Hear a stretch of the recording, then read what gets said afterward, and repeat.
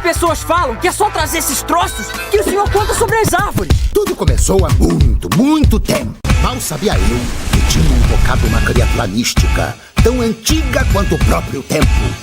O lendário e ligeiramente irritante Lorax. Acredito que todo mundo aqui conhece Lorax. E bem, para quem não conhece, faria um resumo rápido. Lorax é um conto infantil do escritor Dr. Seuss, que teve um curta em 1972 de 30 minutos, e em 2012 teve um filme lançado pela Illumination, que desde que comprou os direitos pelos contos, tem feito tudo ao seu alcance para tirar o máximo de dinheiro possível, distorcendo e esticando suas obras originais até que não tem quase nenhuma semelhança, criando assim uma fanfic de quase 2 horas com vozes famosas. Antes do resumo do filme, vou mandar um certo disclaimer. Vou tentar aqui analisar como uma obra própria.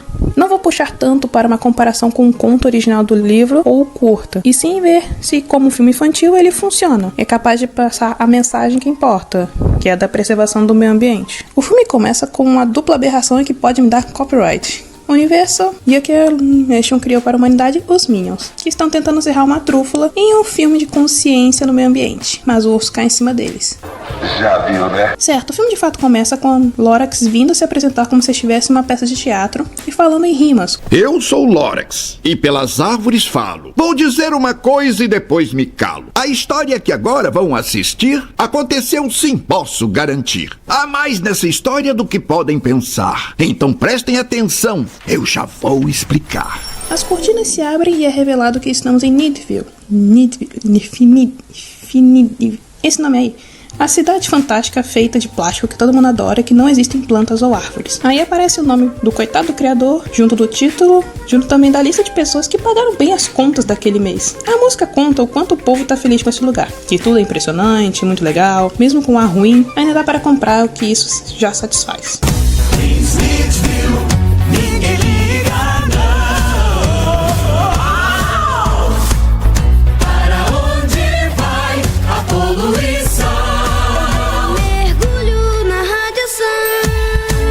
Durante a cantoria, conhecemos a pessoa responsável por vender o ar, o Aloysio O'Hare.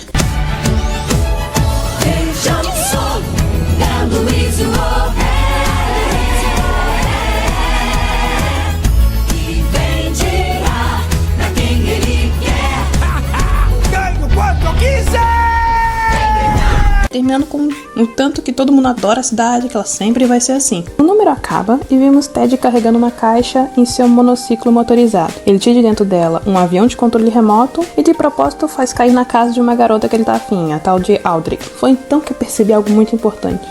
Ah, oi Ted. Beleza, irmão, eu sou o Cadu. Ela atende a porta e o chama para mostrar algo legal. E esse algo é uma pintura das tais trúfulas, as árvores que tinham folhas mais macias que seda e com cheiro de leite de borboletas. O garoto finge que está muito interessado, até que ouve... O maior sonho que eu tenho na minha vida é ver uma árvore viva, de verdade, crescendo no meu quintal. Então, sei lá... só tô pensando em voz alta, tá? Mas assim, se um cara conseguisse uma pra você... Acho que eu casava com ele na hora. Ou seja, tudo que ele poderia querer sendo o gato que ele é. Em casa, Ted janta com sua mãe, sua avó, mostrando o prato dele com gelatinas. Eu te pergunto, como é que existe essa gelatina? Tipo, não existem árvores, então não existe vegetação. Logo, não tem animais, então faz sentido não ter comida natural. Mas, comidas sintéticas não precisam de amostras de coisas reais para serem criadas? Ou está sendo meio analisando errado? Porque existe, tipo, carne vegana, mas até a carne vegana vem de soja. E soja é um produto vegetal, então meio que precisa do vegetal para fazer algo assim. Não faz muito sentido existir qualquer tipo de alimentação. Mas no meu mundo, onde vende ar engarrafado, acho que comida de gelatina está sendo muito chato, né? Enfim, ele pergunta se tem como obter alguma árvore de verdade. E depois de muito papinho, e sua mãe tentando convencer a desistir da ideia, a avó fala que ele tem que encontrar um tal de Mavezildo. Algo que a mãe julga como uma fábula, como todo mundo da cidade, pelo visto. Mas a idosa dissuade e conta que, para encontrá-lo, ele precisa apenas... uma lista meio grande. Bem longe da cidade onde nada cresce novo, e o vento sopra forte assim como um estorvo, e nenhum pássaro jamais canta a não ser o velho corvo. É o lugar onde uma vez Hildo vive. Dizem que se você levar 15 centavos, um prego e a casca de um caracol, ele conta tudo pra você. Então o gado Ted, com o seu monociclo, sai da cidade de uma forma até bem fácil. Contudo, ele não percebe que isso acaba ativando um alarme que vai diretamente no balão onde o tal do O'Hare mora, que está passando atualmente por uma campanha de marketing de um novo produto, ar purificado em garrafinha. Só podem estar de brincadeira. Acham mesmo que as pessoas vão ser tão burras pra comprar isso? As pesquisas mostram que se colocar qualquer coisa numa garrafa de plástico, as pessoas compram. Exatamente. Na mesma cena é contada a motivação do vilão de uma forma bem expositiva e bem óbvia, querendo que as coisas permaneçam as mesmas. Em outras palavras, quanto mais fumaça se espalhar, mais pessoas compram ar! Ele descobre pelas câmeras que Ted está saindo da cidade e manda os seguranças atrás dele. Ted lá de fora olha em choque para a devastação do lugar, tendo apenas tocos de árvore no chão sem mais nada. Mas aí eu lanço um outro porém aqui. Entendo que é uma cena triste, que estamos bem familiarizados e tal, mas não é assim que a natureza funciona. Se os tocos ainda estão lá, então o ecossistema continuaria, agora com novas mudanças. Isso sem contar das sementes, mas eu vou chegar a isso a fundo mais na frente. Não digo que cortar árvores é uma coisa boa, longe disso. O que estou dizendo é que se uma árvore é cortada, mas nada acontece com o toco, a natureza vai atuar sobre ele e não vai ficar só lagado ali sem mais nem menos. Mas enfim, indo para bem longe da cidade, o garoto vai passando por aquele cenário sombrio com placas e maquinários abandonados. Depois de um tempo, ele encontra uma casa no topo de uma colina na tal Rua do Lorax Desaparecido. Então toca a campainha que solta um mecanismo onde é avisado para se afastar, mas Ted explica que quer saber sobre as árvores e que se importa com elas. Uma vez ido surge nos confins de sua casa e vai falando que ele causou esta destruição. A culpa é toda minha! E da minha invenção, o Snitty. Era um produto incrível que tinha 1 milhão de utilidades. Começa então um flashback onde mostra uma vez do jovem emo de chapéu fedora e um violão. E sim, eu vou dizer, o design dele é legal. Sim, não faz sentido com o conto original. Sim, eu sei que não deveria, mas eu gostei. Desculpa. Saindo da casa de sua família e viajando até encontrar tais trúfulas em um paraíso. Com peixes que saem andando, ursinhos pequenos e fofos e pássaros voando pelos ares em uma harmonia de natureza perfeita, até o homem chegar e ferrar tudo, como sempre. Os animais até se mostram um pouco hostis no começo, mas logo são comprados como marshmallows. Ele vai até uma das trúfulas, onde corta uma das árvores, assustando os bichinhos e invocando o Lorax, o guardião da floresta, que sai de dentro de um toco de árvore e, ao olhar o toco, lamenta pela perda da árvore, fazendo um círculo de pedra ao redor dele junto dos bichinhos.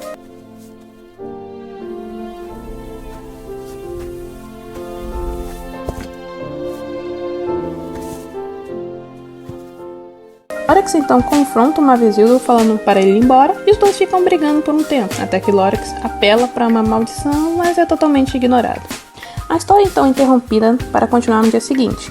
Ted, já em casa, sonha em dar uma das árvores para Audrey, em uma cena meio muito patética, digo de passagem, e tenta sair da cidade de novo, mas é interrompido pelo O'Hare, que o ameaça para que não saia mais, e finalmente criando a noção de que O'Hare colocou câmeras na cidade inteira. Mas sendo um jovem motivado, ele sai de novo. Uma visita estranha essa segunda aparição do garoto, mas logo deduz que ele quer impressionar uma garota. Ah, que bom ver alguém tão otimista, apesar da realidade.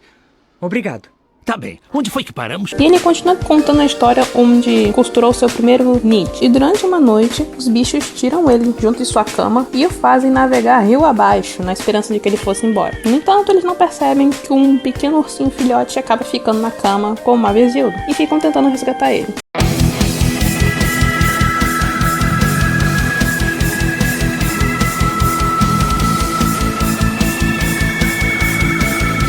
Abaixo, uma vez ele troca a rota, ao invés de ir para um caminho tranquilo, ele acaba indo para umas corredeiras.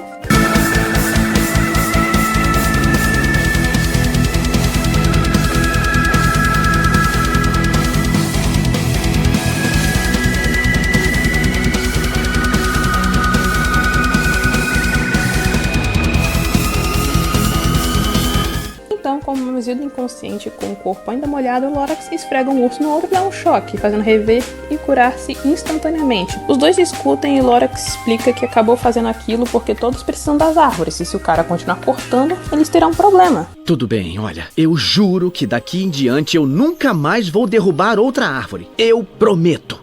Isso é falsa! Falsa! No dia seguinte, com uma cama nova, ou sabe-se lá como ele pegou a cama que caiu, ele acorda e tenta vender um nid na cidade, mas falha miseravelmente, sendo acertado por tomates por vários dias, até que... Minha família tinha razão, eu desisto.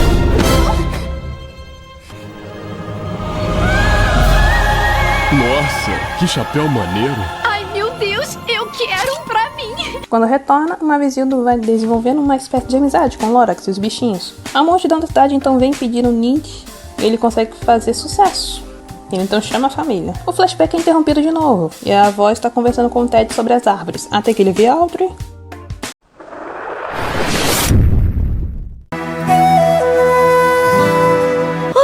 Essa mocinha de quem você fala tanto? Ah, vovó, para de inventar história. Nossa, ela é mais bonita do então, que... vambora. Enquanto que, ao retornar, encontra a tal parede toda colorida, agora pintada em branco pelo rei. Ed sai de novo da cidade.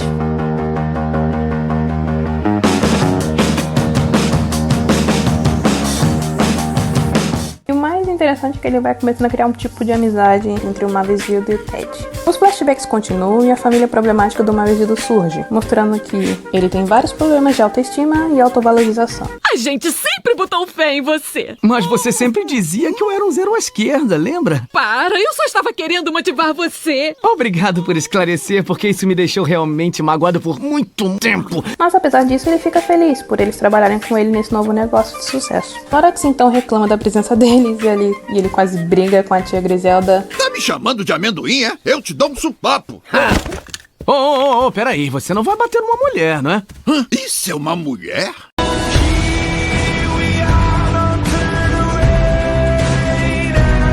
Mavesildo explica que precisa deles para fazer sua empresa crescer, mas Lorax logo se mostra preocupado que o garoto possa estar sendo corrompido. E o que acontece quando ele dá o aval para sua família cortar algumas árvores, pois arrancar os turvos estava demorando demais? Que tal se a gente derrubasse as árvores? Mas... Sem mais uma vez, Zildo, você é um homem de negócios. Tem que fazer o que é melhor para sua empresa e para sua mãe. Bom, eu acho que não tem nada demais em derrubar algumas árvores. Sendo que não há necessidade de arrancar as árvores para pegar tudo de uma vez. Considerando que eles estão pegando apenas porções para não acabar tão rápido, se usassem uma tesoura de jardinagem dava para remover sem tirar elas do solo. E elas logo cresceriam de novo. E derrubar a única fonte de material bruto é inteligente. Usar o tronco, então faz sentido cortar as árvores. Mas aqui são as folhas, então porque eles só não cortam, não faz sentido. Lorax fica alerta por estarem derrubando as árvores e tenta falar com o Mavesildo, mas é barrado pela tia e pela própria insegurança do rapaz, claramente manipulado. Então começa mais um musical que faz a elipse mais rápida do mundo. Será que eu sou ruim? Onde vai arrancando as árvores, veste um belo terno verde e faz sua empresa crescer. Junto da estrofe mais dolorosa que eu já ouvi.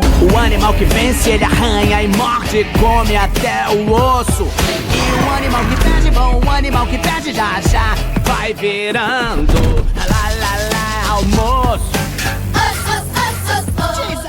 Why are we still here?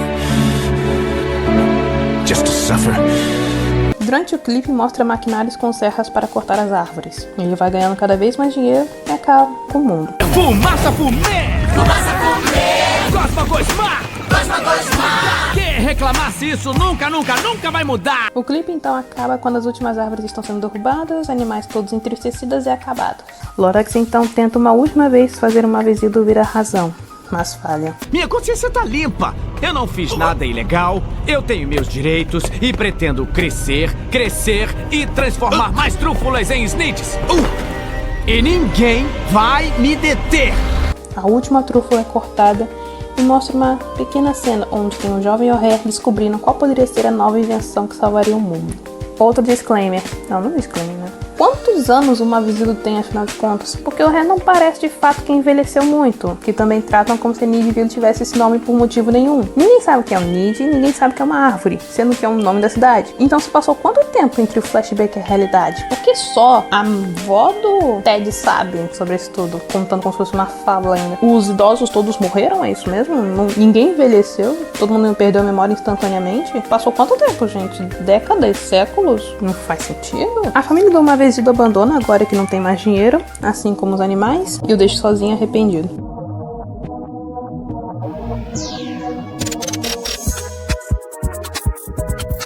Novamente, ele só faliu por ser burro e pouco empreendedor. Era só criar uma tesoura maior. Era só ter uma escada. Por que você não arrumou uma escada, gente? Pra arrancar com as mãos. Era só ter uma escada. Não precisava disso. Era só uma escada, velho. Era só uma escada. O Mavesildo do presente então conta que a expressão a menos que, ou unless, que fica numa pedra na frente da porta é para o jovem do futuro, no caso Ted. Porque a menos que você não se importe de montão, nada vai melhorar. o que é uma cena muito bonitinha. É uma das poucas cenas que realmente mostra a ideia da mensagem do filme. Psicologicamente destruído, moralmente abalado e tecnicamente não existe. Ele entrega a última semente para que então o garoto possa salvar as árvores.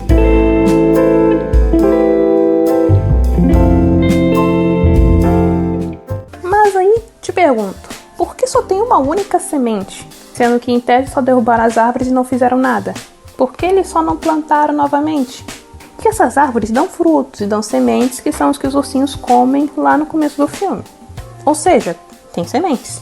Então, por que tem apenas uma única semente? Claro que tem todos os tipos diferentes de árvores e reproduções, mas ainda me deixa no mínimo curioso sobre o quão conveniente é isso, ainda mais levando em conta como essa semente cresce. Uma visita então incentiva a Ted a plantar a árvore e fazer as pessoas se importarem com ela de novo, colocando no meio da cidade. Pode parecer pequena e insignificante, mas não importa o que ela é, e sim o que pode se tornar. Ela não é só uma semente, assim como você não é só um garoto. Muito lindo, profundo. Ted então vai para a cidade, deixando uma visita para trás. E o garoto é confrontado logo pelo O'Hare, que tenta pegar a última semente dele. E é aí que chega o porém. Só precisou cair um pingo de água e ela já começou a florescer.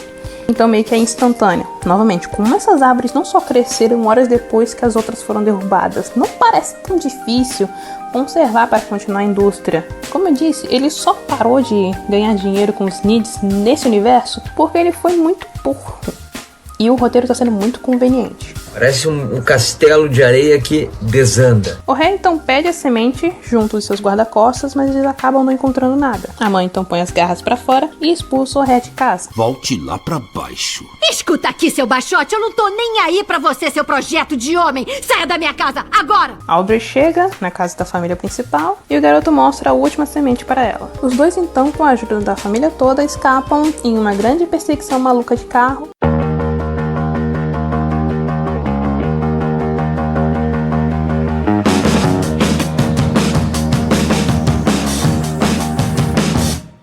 Onde em algum momento perdem a semente, a fazendo parar em um galão de ar que desce morro abaixo.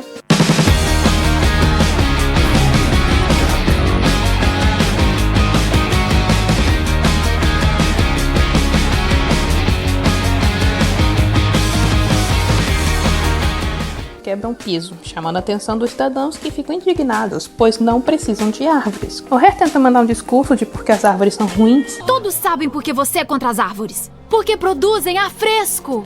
De graça!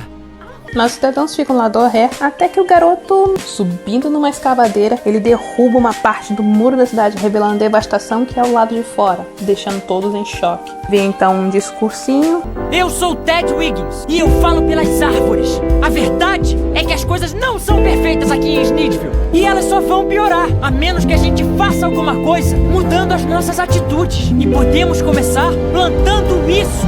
Ele então mostra a semente, que floresce em uma mini trúfula. Novamente, essas sementes crescem muito, muito rápido. Não faz sentido. O O'Hare continua tentando fazer as pessoas ficarem do seu lado, mas dessa vez falha. E do nada as pessoas ficam do lado do Ted e querem que as árvores cresçam, menos o O'Hare, que é enxotado da cidade. Mavisiro então vê o sol nascendo mais uma vez, tendo esperança pelo futuro. De volta na cidade, a avó do Ted rega a pequena plantinha. Eu te pergunto, onde é que conseguiram água potável para regar essa planta? As árvores vão crescendo. Mostra então a casa do Mavisildo, agora reformado e pintadinho como novo. Ele vai molhar a trúfula até que Lorax volta, se mostrando orgulhoso.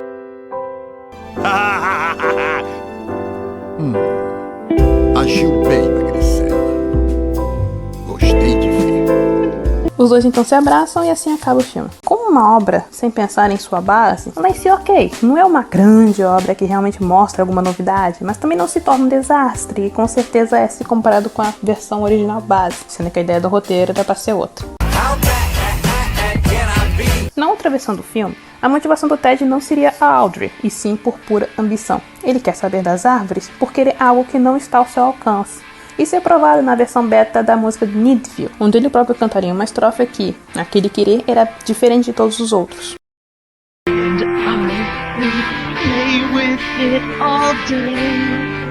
And never ever lose it, 'cause all I Então, quando ele descobrisse a história do Mavesildo, provavelmente teria alguma reflexão sobre o poder da ganância e o quanto ela pode prejudicar as pessoas e o mundo. Outro ponto é as duas versões da própria música Needville, que mudam completamente os tons da história. A versão beta conta de forma muito mais pacífica e empolgada sobre o quanto a falta de ar fresco e árvores são prejudiciais.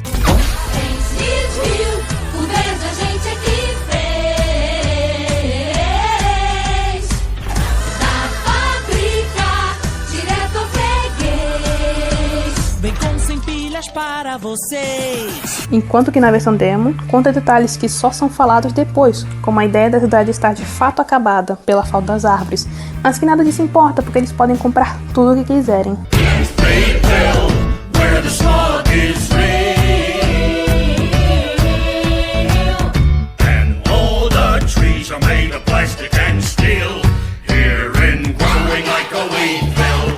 Que eles nunca estão sozinhos, pois são vigiados pelas câmeras do ORE.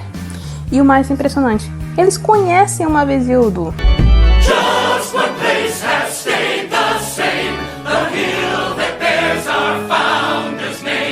Então o conceito dele deixaria de ser uma lenda urbana para algo real, e que novamente bate com a passagem do tempo sem sentido desse filme. O Mavesildo parece um idoso de 80 anos com escoliose, e o ORE no auge da juventude, sendo que o máximo que acontece foi retirar o aparelho, ele não realmente mudou muito de aparência. Então não faz sentido essa diferença. Se aquele moleque com chapéu fedora tem mais de 30 anos, eu tô acabada, gente, que é isso? Acreditem ou não, essa safada tem 62 anos. Outro ponto também seriam as motivações do Mavesildo, mostrando que não é apenas um jovem que sofreu demais e tomou decisões erradas, mas que suas prioridades eram o próprio poder, que não importa o quanto tem que sacrificar desde que ele possa crescer. E isso é mostrado na música Biggery, uma versão bem mais pesada de How Bad Can I Be. Não que a versão final não tenha seu peso narrativo, bem mais leve do que o que Biggery traz, e eu recomendo muito escutar ela. Ela dá um tom totalmente diferente do que o personagem se mostra ser.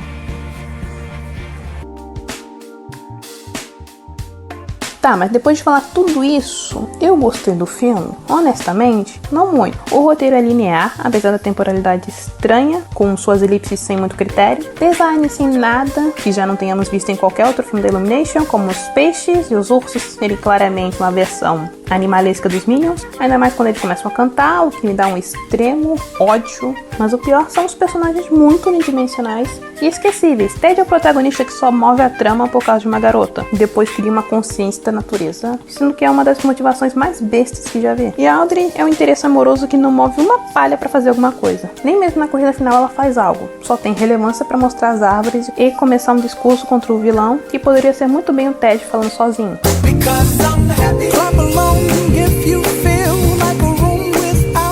Ao menos me faria sentir que esse personagem está realmente levando esse problema a sério. A mãe do Ted é uma secundária que não tem importância no geral, até o final. A não ser situar algumas informações, como por que ninguém vai atrás das árvores ou sobre a existência do Mavesildo. Ela dá noção do que o cidadão comum da cidade pensa, além de ter servido no final para distrair um dos capangas do vilão. Então, pelo menos ele é mais útil que a Audrey. Agora, tem dois personagens que esse filme desperdiçou muito seu potencial. E não falo do Lorax, que coitado. Tem um nome no título, mas é quase tão esquecível quanto a Audrey. Mas sim o Mavesildo e a Norma. Esses dois fazem a trama andar, sendo que ele foi o vilão que destruiu o mundo, mas também foi graças a ele que o mundo foi salvo, afinal de contas. E se não fosse pela Norma, o Ted ia fazer nada nesse filme. O mais curioso é que ela parece ser a única que sabe tudo sobre a existência das árvores e sobre o Mavesildo. Então uma interação deles fez muita falta. E sim, eu chipei muito esse casal de idoso, eu sei, tinha que essa pessoa. Sobre o filme Lorax no geral, ele poderia ter sido muito mais do que realmente foi lançado. Mas para um público bem pequeno, sua mensagem funciona. Não é uma atrocidade para a humanidade.